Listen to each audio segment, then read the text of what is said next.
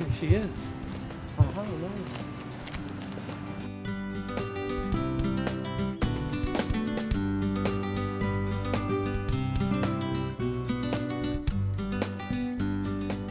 Can you tell us a little bit about what type of boat this is and how it handles the crew that will be going out with you to do their shoot?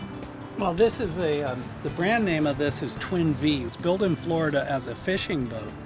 And I ordered it in '06, custom built for me, and it was one of the last ones you could get with this pilot house. I ordered it with a dive door on the other side that lifts out, and I ordered specifically the space in the back to be able to put a ramp in there with rollers to pull a full-size jet ski to even drive it up into the back of the boat, because we're doing a lot of big wave stuff and the guys are towing in with the jet skis.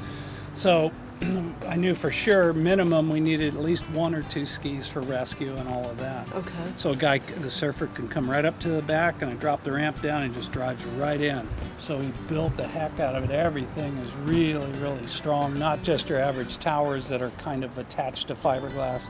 This thing's built like a tank. And aluminum's strong, it doesn't rust. It's really why they build airplanes out of it. It's just an amazing stuff, and it's lightweight but super strong. So it's you build it all first and either get it sandblasted, and usually I powder coat everything. I like to paint over it, and it looks like part of the boat by the time you're done. Half this stuff is, I cut all these things. In fact, the handrails and all that. This wing is made of staging, so it's a prefab piece of aluminum. But then the handrails and the underpinning and the bars and all of that I cut and built. I'll cut it myself. I don't do the welding or the powder coating, but I get it close enough, and then I get a lot of engineer friends will look, and we'll add tabs here and points here and flat areas and just things to weld to. Okay. And it's super strong when it's done. It's got the upstairs that folds down. I can bring that down for towing, so it's not too tall.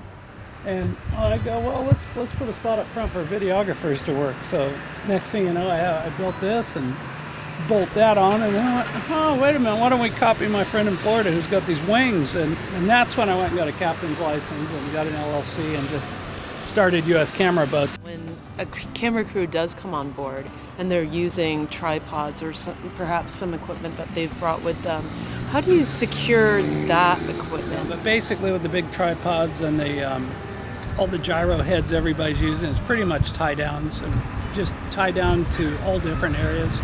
Plenty of places to tie to, and you need to do it.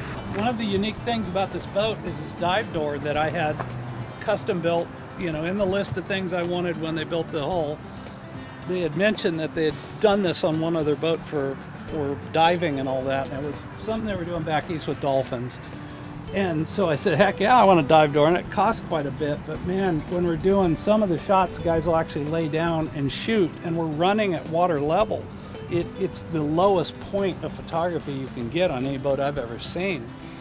And then one of the scenes on the recent feature I was working on, they basically dropped the camera halfway, so now I've made an insert that'll go in there.